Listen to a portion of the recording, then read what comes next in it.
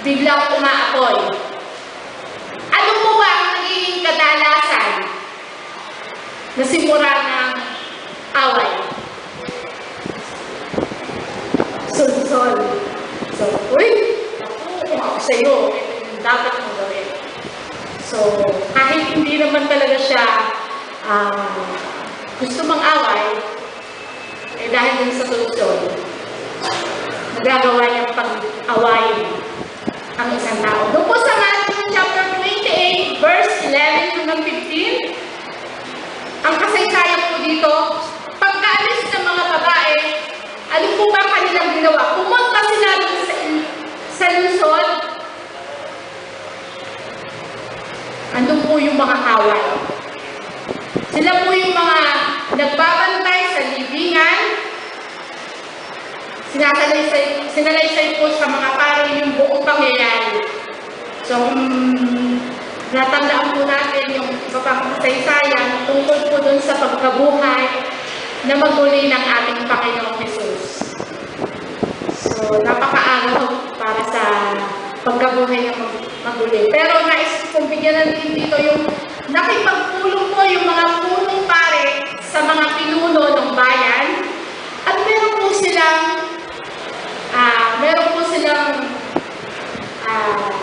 pinag-uusapan doon.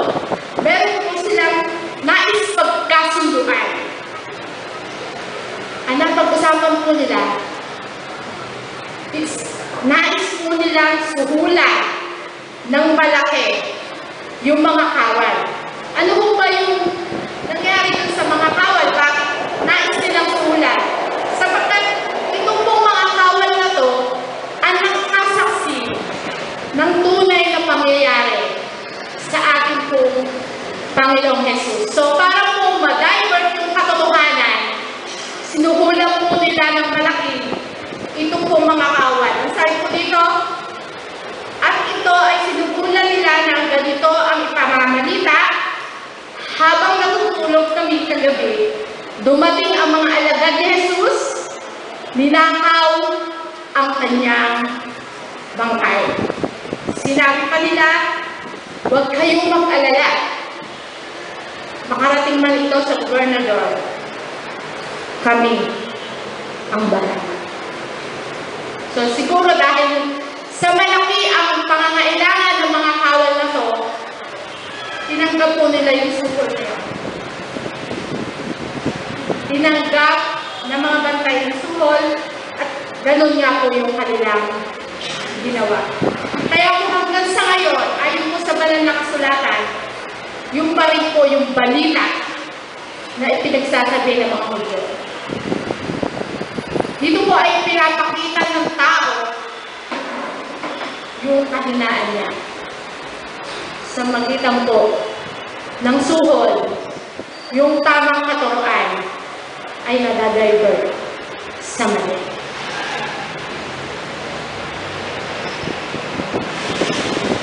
Sa halip po na ipakita o ipamalita ang katotohanan,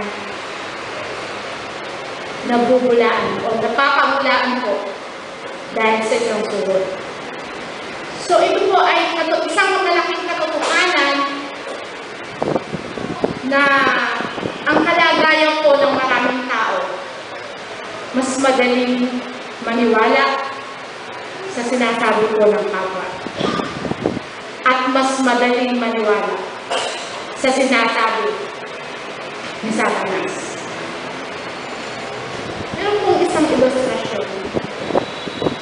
Meron daw pong dalawang magkaibigan na galing sa Japan. So, nais ko pong pangalanan ito ng, ang pangalan po ay si Kuro-Kuro. Siguro kalala niyo po ito. At si Haka-Haka. Ito pong dalawang ito ay galing po sila sa Japan at pumunta po sila sa iba't ibang panig ng mundo. Pumunta rin po sila dito sa Pilipinas. Kaya po yung kanilang katuruan ay laganap sa iba't ibang panig ng mundo, lalo na po dito sa Pilipinas. Mga katuruan na mali mga katuruan na salungat sa salita ng Diyos. Katuruan haka-haka at puro-puro lamang na kung minsan wala namang prueba, pero ang bilis-bilis po lang ang paniwala. Ang sabi po sa John chapter 8 verse 44, Satan, called a father of lies.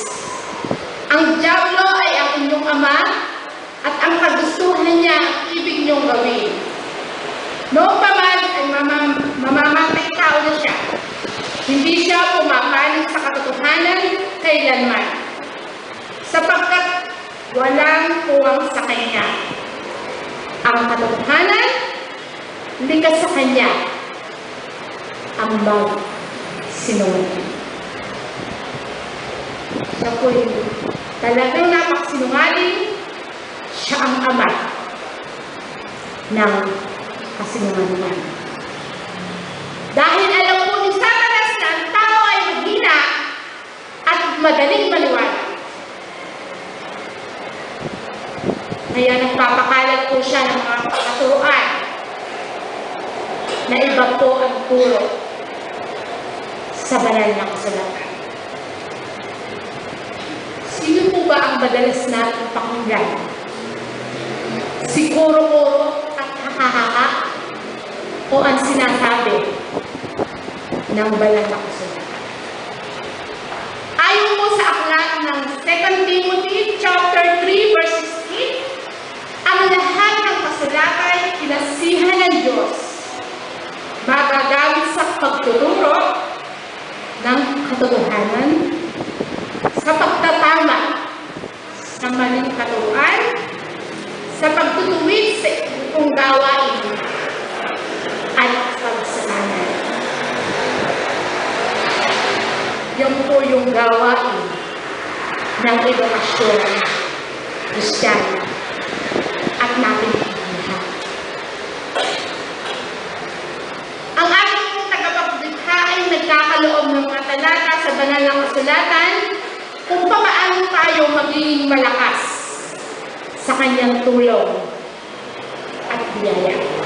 Naniniwala po ba tayo dito sa sinasabi ng Biblia kung paano tayo magiging malakas? Walang iba kung sa magitan ng tulong at biyaya.